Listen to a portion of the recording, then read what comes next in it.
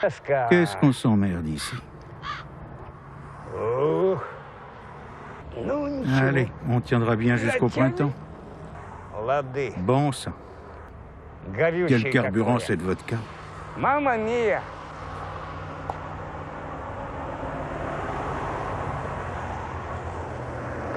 Pourquoi ils ont foutu ça ici, putain? C'est peut-être pour faire des chiottes. Allons-y.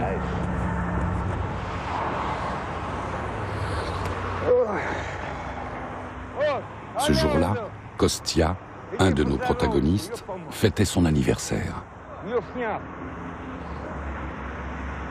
Kostia a 50 ans, une bonne raison pour boire des potrons minets dans son bistrot préféré, chez Fyodorovitch.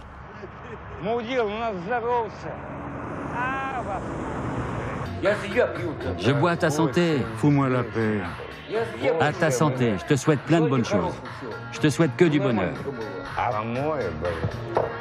Tu vas me lâcher, putain. Pour quelqu'un qui boit comme un Russe, 50 ans est un âge à marquer d'une pierre blanche. L'espérance de vie des hommes russes est inférieure de 15 à 17 ans à la moyenne de l'Europe occidentale. Tout ça parce qu'ils font honneur au produit national numéro 1, la vodka.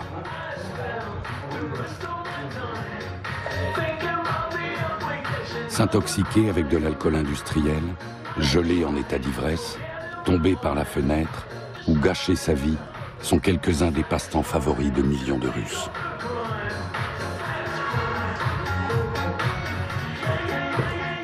Jusqu'à 5 heures de l'après-midi, Kostia et son meilleur ami Sacha, surnommé la douane, ont vidé 4 bouteilles de vodka. Sacha tenait encore sur ses jambes lorsqu'il a reconduit Kostia chez lui, dans le village. Mais le lendemain, adieu Sacha. Après avoir réchauffé sa gueule de bois matinale, il est passé sous les roues d'une voiture. Je te ramène chez toi, putain. Sacha avait 41 ans. Il n'avait ni femme ni enfant. Son père, sa mère et ses frères de beuverie l'accompagnent à sa dernière demeure au sortir de chez Fyodorovitch.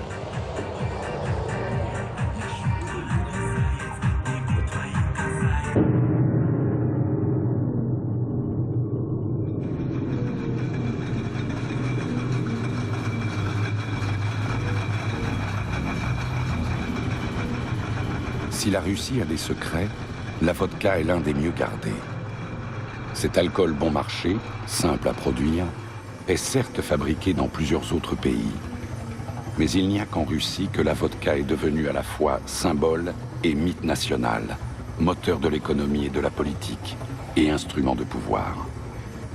La vodka est le ressort invisible des bouleversements les plus importants de l'histoire de la Russie.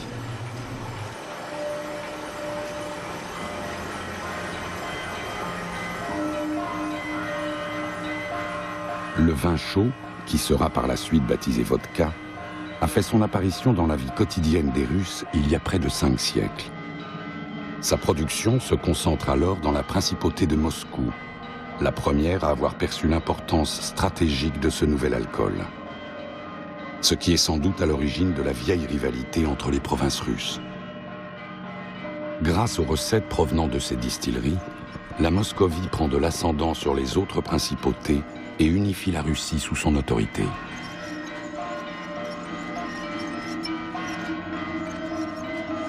Depuis 5 siècles en Russie, tout ce qui touche à la vodka est affaire d'État. Dès le départ, le gouvernement réglemente sévèrement la vente de vodka et transforme cette boisson populaire en pilier de l'État. Au cours des 4 derniers siècles, les bénéfices du monopole de l'alcool ont constitué jusqu'à 40% du budget national.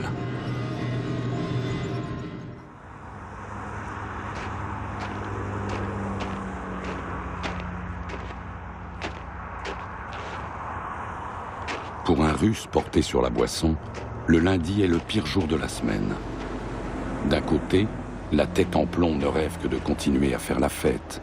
De l'autre, les poches vides rappellent à des considérations plus matérialistes. Kostia travaille au bistrot chez Fyodorovitch, situé à mi-chemin entre Moscou et Ryazan.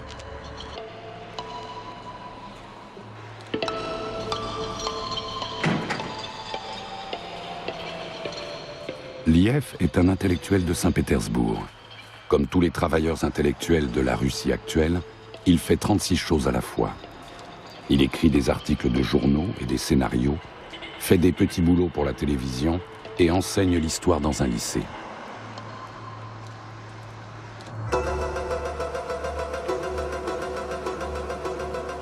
Rostislav est PDG d'une grande entreprise de production d'électricité.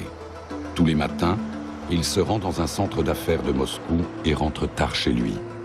Seule distraction dans cette vie bien réglée, les voyages d'affaires et les sorties entre amis.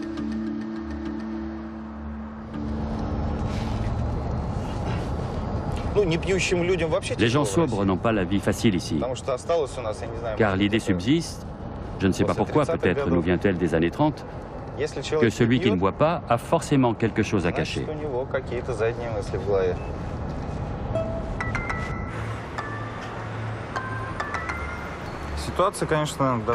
La situation a beaucoup changé, bien sûr, ne serait-ce que par rapport à la fin des années 80 ou au début des années 90. À cette époque, négocier consistait avant tout à boire avec son partenaire commercial. Cela assurait au moins pour moitié une conclusion favorable de l'affaire. Aujourd'hui, ça n'a plus la même place. Ce n'est plus un facteur décisif. Mais en province, on considère toujours que si on n'a pas bu, on n'a rien fait de bon.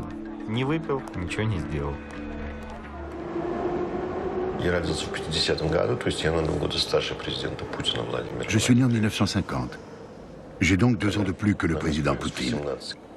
Quand j'ai eu 18 ans, les tanks sont entrés dans Prague. C'était une époque difficile et j'en buvais.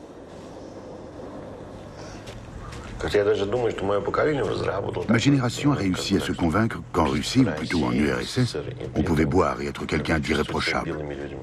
On a bu du vin tant qu'il y en avait. Ensuite, on est passé à la vodka, ce qui était en partie un geste politique. La vodka était considérée comme la boisson du prolétariat.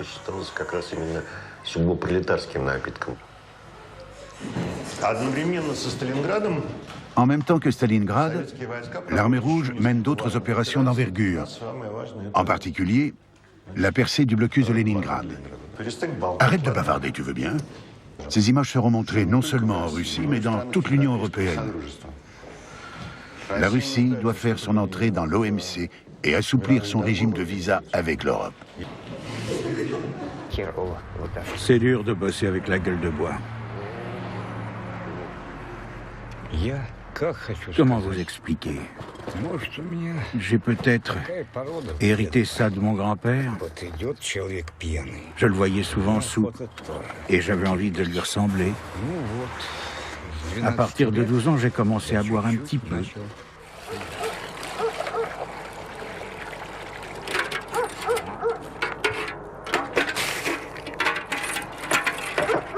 On se saoulait à mort. On sent un état de bien-être dans tout le corps. On se détend complètement. On devient tout mou. Dommage qu'il n'y ait pas de neige. Quand il y en a, ça fait un verre de plus. L'alcoolisme était déjà le loisir préféré des Russes bien avant l'apparition de la vodka. Mais c'est elle qui l'a promu au rang de fléau national. Il a décimé des villages entiers. Des incendies allumés par des ivrognes ont détruit la moitié de Moscou. Sous l'emprise de l'alcool, les bas-fonds de la ville se sont mutinés. Conscient que la violence éthylique échappe à son contrôle, l'État tente régulièrement, mais sans conviction et toujours sans succès, de réprimer l'ivresse publique. L'offensive la plus radicale contre l'alcoolisme en Russie remonte au dernier tsar russe, Nicolas II. En 1914, au début de la Première Guerre mondiale, il interdit aux cafés d'État de vendre de la vodka. Bilan, les recettes budgétaires diminuent d'un tiers, l'inflation explose, l'approvisionnement en produits alimentaires a dératé. Partout se développent des distilleries clandestines et tout le monde fabrique sa vodka maison, le Samagon.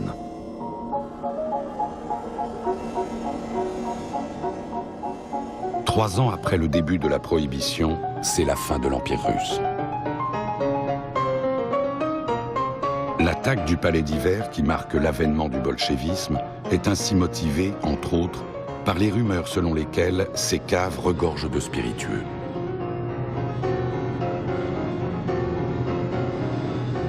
Pour citer Trotsky, le palais d'hiver est pris 2 fois. Une première fois par les travailleurs et les marins pour faire la révolution, une seconde fois par une masse d'assoiffés qui assaillent les sentinelles pour piller les réserves d'alcool du tsar.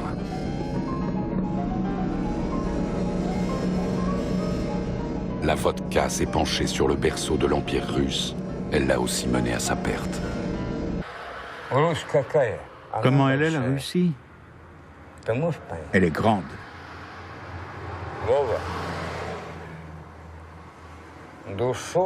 Tu comprends ça? Tu n'arriveras jamais à saisir l'homme russe dans sa totalité. Rappelle-toi bien ça. Jamais. La Russie a bu, la Russie boit, la Russie boira. Peu importe les générations. Souviens-toi bien de ça.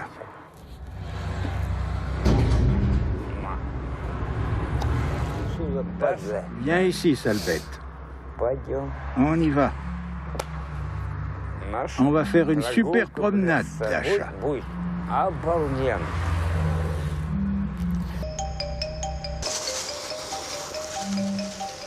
Tu n'as que des cornichons? J'ai aussi du poisson séché. Voilà.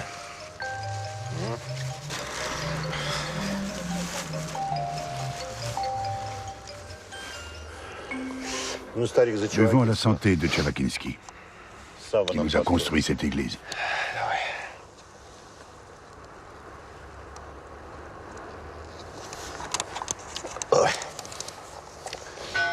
On ne videra pas la bouteille de vodka. On ne va pas se saouler dans la rue. Il en reste pas mal. Gardons-la pour plus tard. On se saoule pas?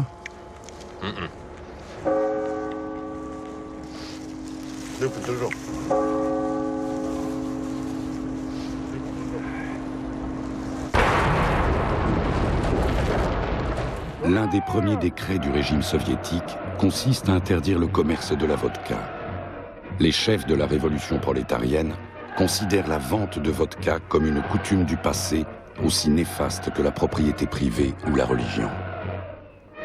Dans leur lutte sans merci contre les reliques du passé, les communistes détruisent et ferment des milliers d'églises et éradiquent presque totalement la propriété privée. Mais ils restent impuissants face à la vodka. Malgré la prohibition de l'alcool qui demeure officiellement en vigueur jusqu'à la fin de la guerre civile en 1922, travailleurs et paysans ne connaîtront jamais la sobriété, y compris durant les années de famine du communisme de guerre. Les militaires pillent les dépôts de vodka. La population civile distille du samagon à l'échelle industrielle.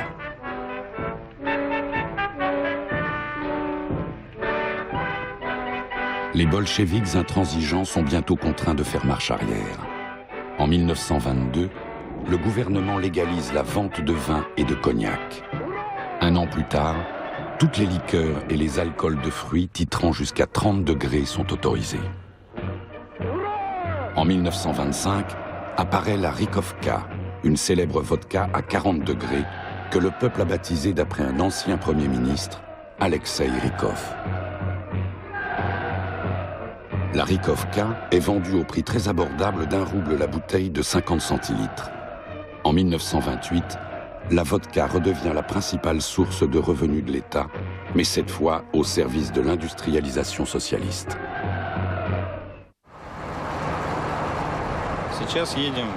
Ça va être la première prise de contact. Dans ce cas-là, il est tout à fait normal d'offrir une bouteille de vodka, de cognac ou de whisky. On l'offre en disant « Voici un cadeau de notre société ». Et c'est tout. Il ne m'est arrivé qu'une fois dans toute ma carrière de me l'avoir refusé catégoriquement.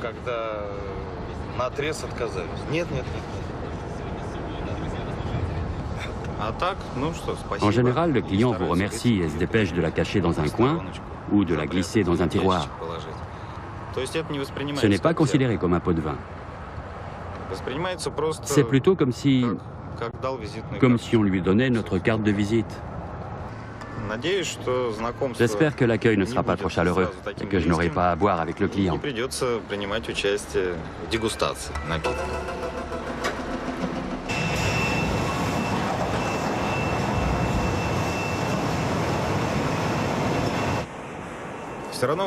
Il y a toujours des situations où l'on est obligé de boire, bien sûr.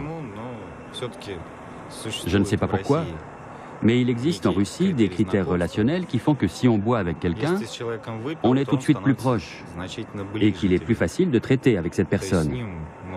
La logique est très simple. On veut toujours savoir si le contractant ne mijote pas un mauvais coup. Quand on a bu, on est plus détendu, on peut discuter de choses moins concrètes, on se comprend mieux. Dans une affaire, quand il y a un problème, que ça coince avec un client, on dit « Ivanov n'a qu'à l'appeler, il a bu avec lui ». C'est un critère d'intimité qui est encore valable aujourd'hui. Qui plus est, à tous les niveaux.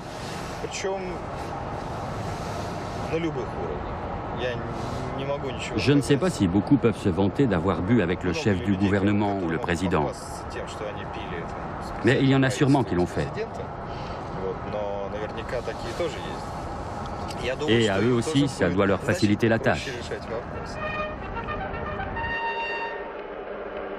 Le régime soviétique lance sa première campagne contre l'alcoolisme en 1928. Partout, des ligues de sobriété voient le jour. Les enfants eux-mêmes sont enrôlés dans la guerre contre la vodka.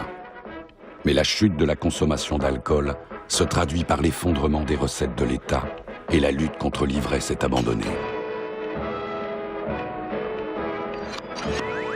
Le gouvernement dissout le Conseil œcuménique des ligues anti-alcooliques et ferme la revue Sobriété et Culture. Jusqu'en 1936, la production de spiritueux augmente de plus du double par rapport à 1913. Dans les 160 distilleries reconstruites, travaillent vaillamment 15 000 ouvriers stakhanovistes.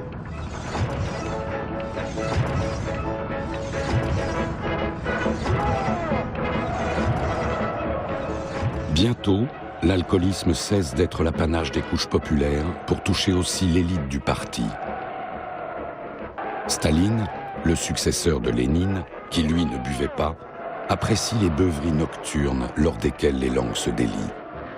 Ces fêtes servent accessoirement de baromètre de la confiance. Il n'est pas rare de voir certains convives atterrir le lendemain à la Loubianka, le siège du NKVD.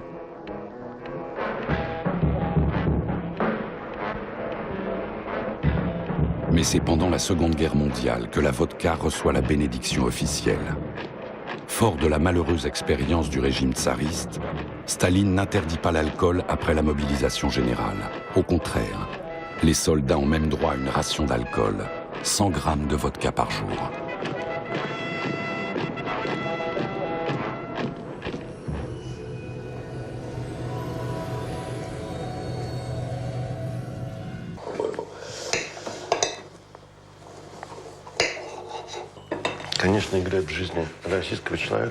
La vodka joue un rôle bien plus important dans la vie d'un Russe que dans celle d'un Européen, à l'exception des Finlandais peut-être.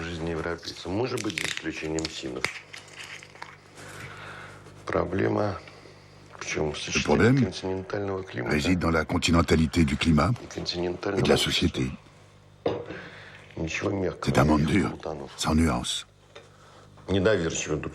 Les gens se méfient les uns des autres. Quand on rencontre un inconnu, on s'attend toujours au pire. C'est pourquoi toute relation a besoin d'être aidée. Pour que puisse s'établir un dialogue, il faut absolument quelque chose qui permette de briser ces réticences.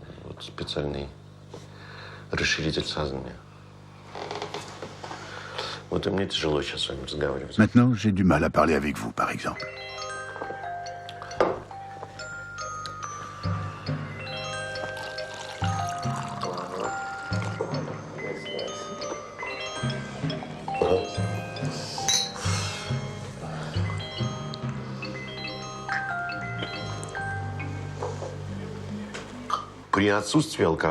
Quand il n'a pas d'alcool, le pouvoir l'a très bien compris. L'homme russe voit soudain les choses sous leur vrai jour.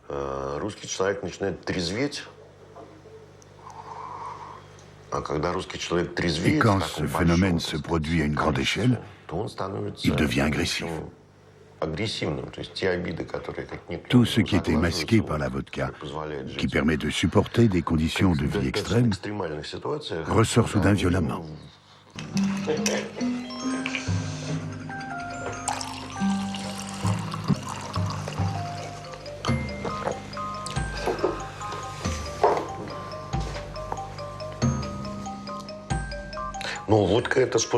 La vodka est un instrument de pouvoir, bien sûr.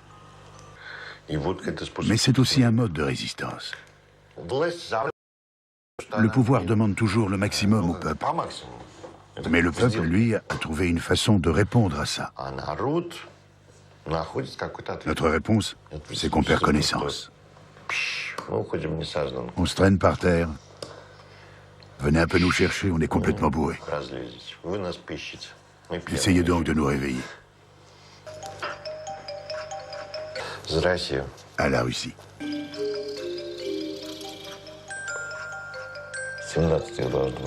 Il doit y en avoir 17. C'est le prophète qui l'a dit.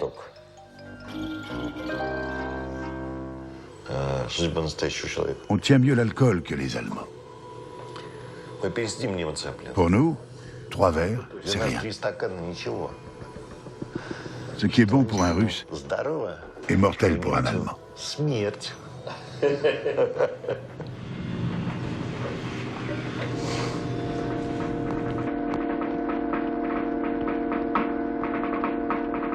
En l'espace de 4 ans de guerre, la vodka devient le symbole de l'amitié sur le front, de la vigueur nationale et du patriotisme russe.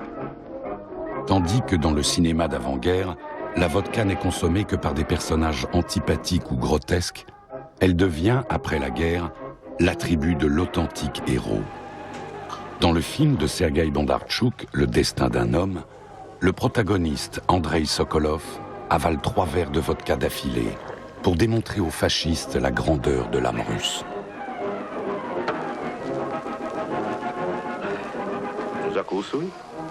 Закусывай, не стесняйся. Извините, герр комендант. Ну, я и после 2-го стакана не привык закусывать. Depuis, la valeur symbolique du célèbre liquide transparent est incommensurable. Tout le monde en boit, même si chacun attache à ce rituel un sens différent. En buvant dans ces dachas, la nomenclatura du parti affirme son soutien au régime en place. En buvant dans ces logements étriqués, l'intelligentsia libérale exprime, elle, son opposition au système. En buvant sur leur lieu de travail, des millions d'ouvriers témoignent de leur indifférence totale vis-à-vis du système soviétique. La vodka est ainsi devenue la clé de voûte de la paix sociale et de la stabilité du régime.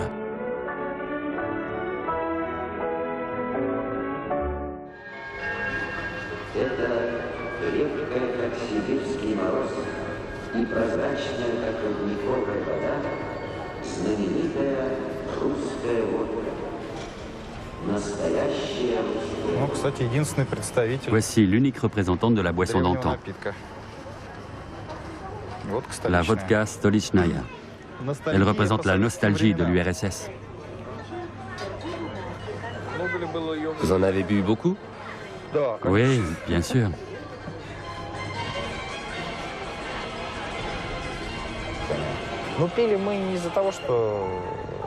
Mais on ne la buvait pas parce que l'âme russe est mystérieuse. Je pense même que cette idée a été répandue par les idéologues du KGB. À l'époque, on ne pouvait pas dire que l'homme russe buvait par désespoir, parce que sa situation était sans issue. Et cela dans tout, familialement, au travail. Il savait qu'il n'aurait jamais de voiture, qu'il ne déménagerait jamais de son petit 2 pièces miteux. À mon avis, c'est pour ça qu'il buvait. Mais leur explication était très bonne. Pourquoi les Russes boivent-ils? Parce qu'ils sont mystérieux. Je ne serais pas étonné que ce soit une brillante trouvaille de la section idéologique du KGB, que ce soit l'un des leurs qui ait inventé ça.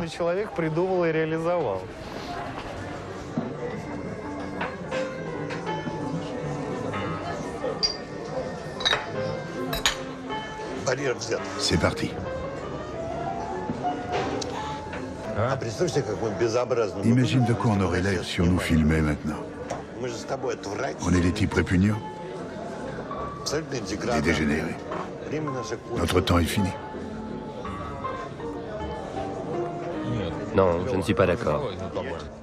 Tu n'es pas un ivrogne? Non. Tu n'es pas un alcoolique? Non. Moi, je suis un ivrogne. À vrai dire, toi et moi, on représente la fin d'une civilisation. Et pas le début.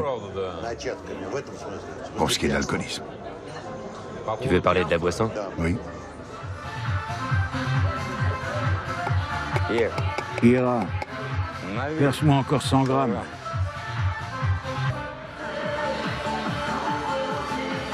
Serre-moi donc.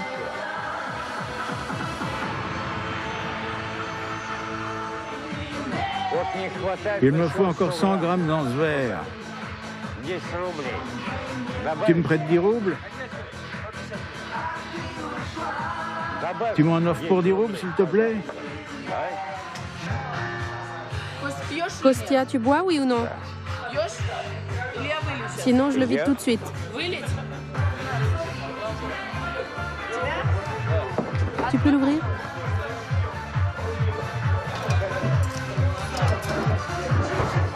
Encore 150 grammes. Gorbatchev inaugure sa perestroïka en s'attaquant au fondement de la concorde nationale.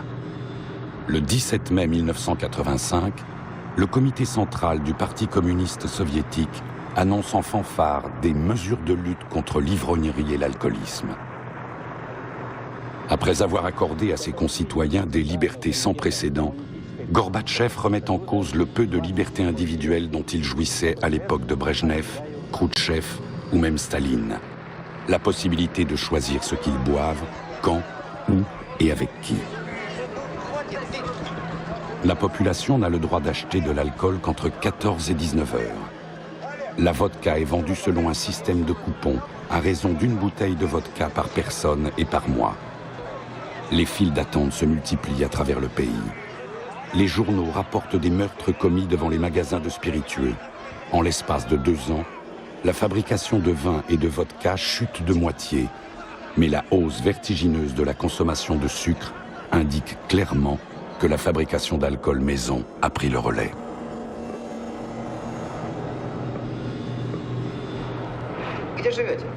On consomme les liquides alcoolisés les plus improbables. Eau de Cologne, lotion après rasage, nettoyant pour vitres, lac, acétone et même liquide de frein.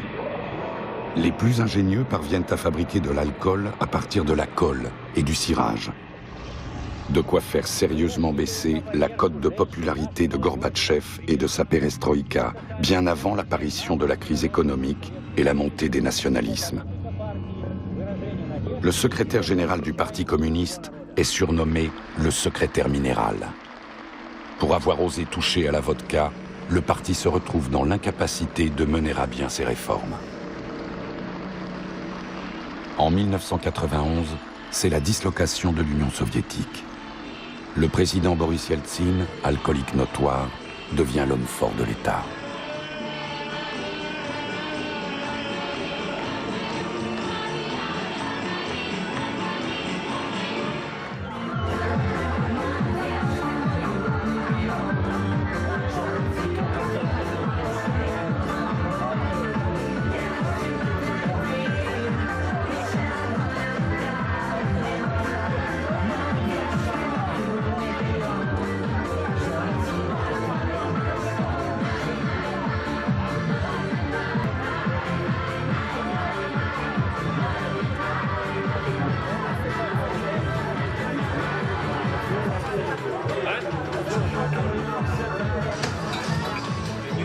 Doucement. Tu peux pas dire bonjour normalement?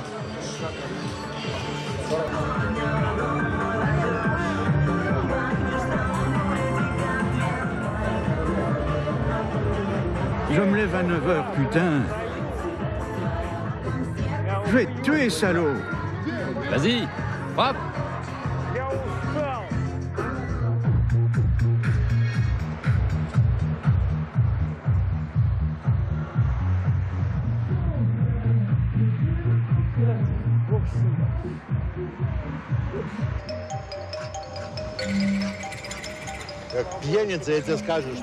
En tant qu'ivrogne, je peux te dire que la vodka, c'est de la merde.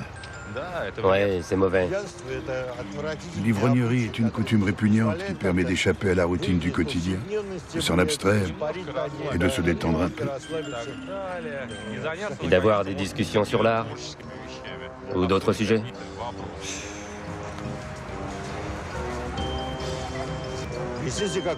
On va se conduire comme des hommes. On va pas désespérer.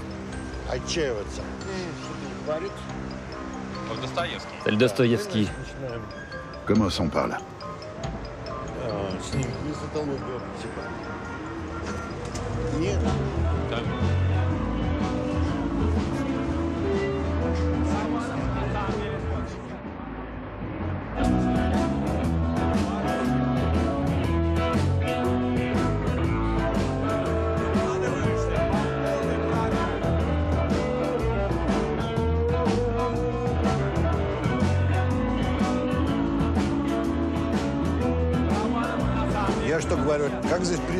Regardez comme tout est beau ici. Pouvait-on rêver durant les horribles années 70 qu'on verrait ça un jour?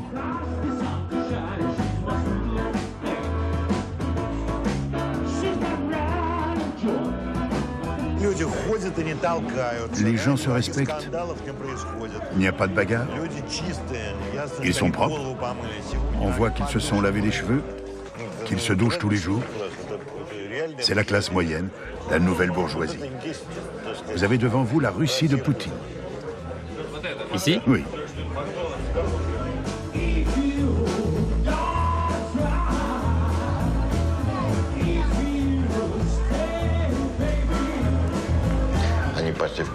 Ils sont allés au cinéma voir un film américain.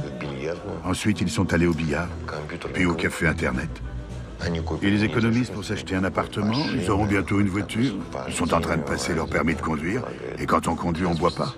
Ce sont des gens totalement différents de nous. Notre Russie, c'est celle de Tvardovsky, de Pasternak, d'Akhmatova, de Brodsky. Et cette Russie est morte. Personne ne boit ici. Tout le monde fait du fric.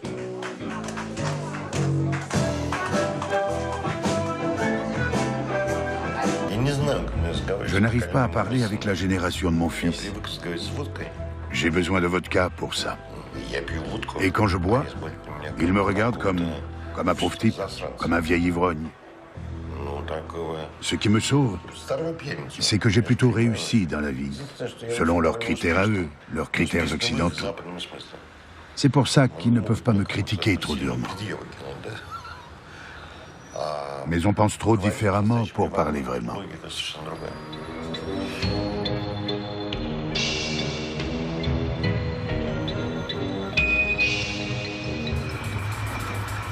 Une des premières réformes de transition vers l'économie de marché du début des années 1990 est l'abrogation du monopole de la vodka.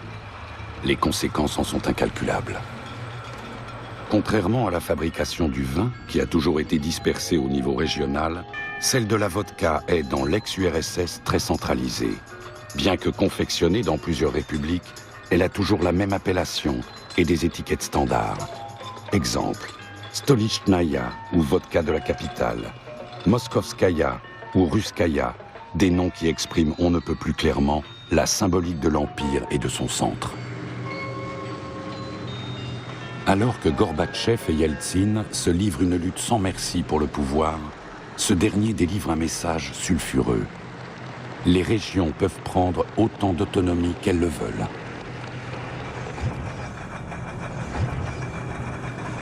L'apparition d'alcools régionaux est le reflet très net de la rivalité économique croissante entre le centre et les régions. mais le signe vivant de l'affaiblissement du pouvoir central est l'arrivée sur le marché d'une quantité phénoménale de vodka trafiquée.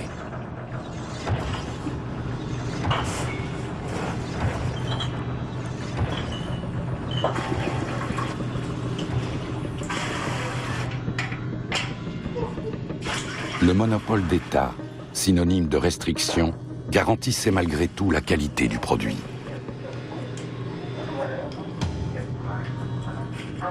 Une fois libéralisé, le marché de l'alcool est aussitôt accaparé par le milieu du crime organisé et inondé de marques de vodka d'origine inconnue, souvent dénaturées et conditionnées dans des bouteilles portant une étiquette d'usine. Depuis, acheter de la vodka revient un peu à jouer à la roulette russe. Chaque bouteille, y compris celle qui porte la mention vodka, est potentiellement toxique.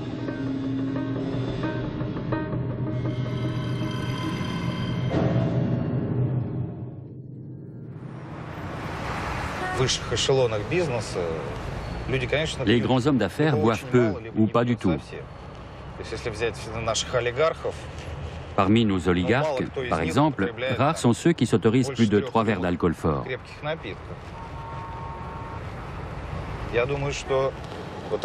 À mon avis, ce sont eux qui forment le gros de la clientèle des psychanalystes russes. Les autres règlent ça de façon plus simple et moins coûteuse, entre amis. Non pas que les Russes n'aient pas besoin d'analyse, mais nous la faisons nous-mêmes. Nous nous analysons les uns les autres autour d'une bonne bouteille.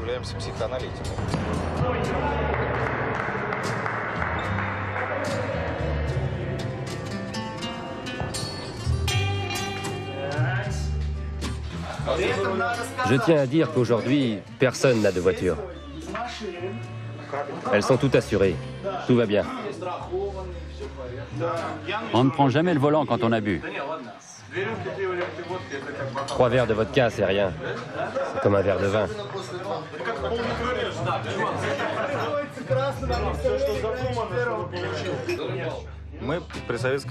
On a fait nos études du temps de l'URSS. Mais au moment où on les terminait, le régime agonisait. On n'a pas connu la désespérance soviétique. On n'en a pas eu le temps. Et dans ce sens, je pense qu'on a eu beaucoup de chance. Pour cette raison ou pour d'autres, on n'a jamais ressenti la nécessité de se saouler, dans le sens russe du terme, jusqu'à tomber, jusqu'à se déconnecter totalement de la réalité.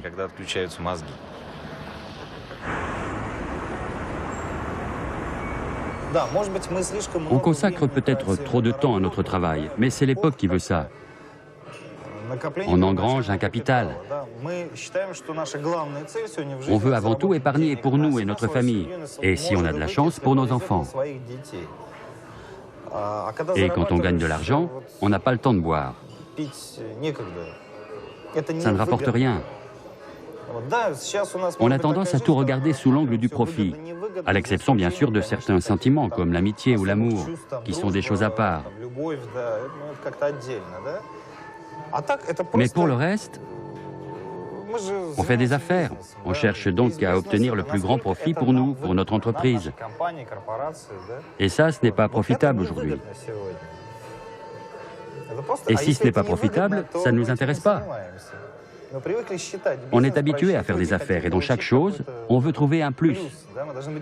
Boire n'apporte rien en plus.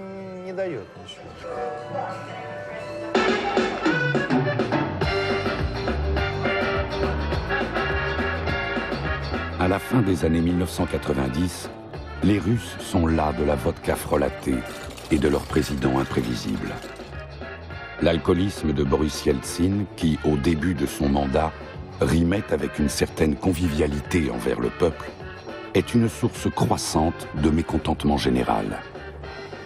Ce qui explique que l'une des premières actions publiques de Poutine ait été de ne pas boire aux soldats tombés durant la guerre de Tchétchénie. Après son discours, il pose d'un geste décidé le verre sur la table en déclarant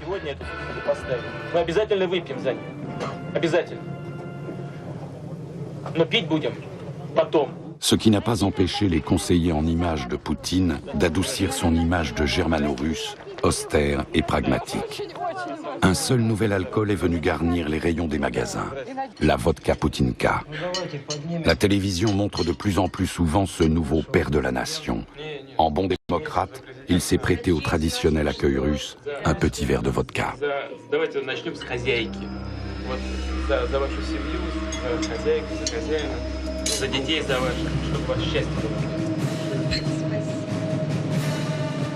Si d'aventure, l'âme russe, si mystérieuse, décidait de devenir sobre, elle ne se distinguerait peut-être plus autant de l'âme française ou allemande. Mais la vodka a encore de beaux jours devant elle. Malgré son nouveau vernis européen, le régime n'oublie pas le levier éprouvé de la gestion sociale. La Poutinka est la garantie d'une voix typiquement russe.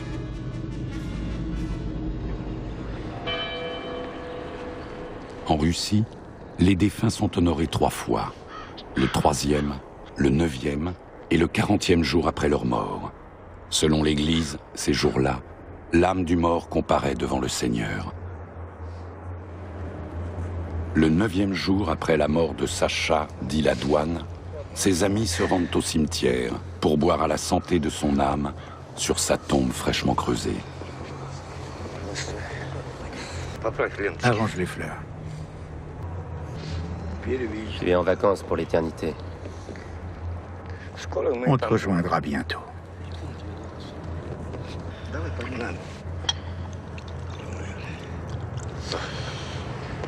Eh bien, Sacha, l'ami, 100 grammes, comme d'habitude. Ouais.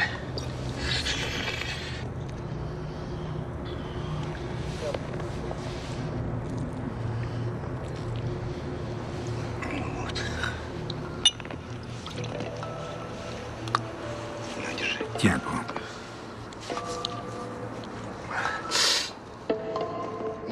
Alexandre Mikhailovitch, que la terre te soit douce. On sera bientôt tout près de toi.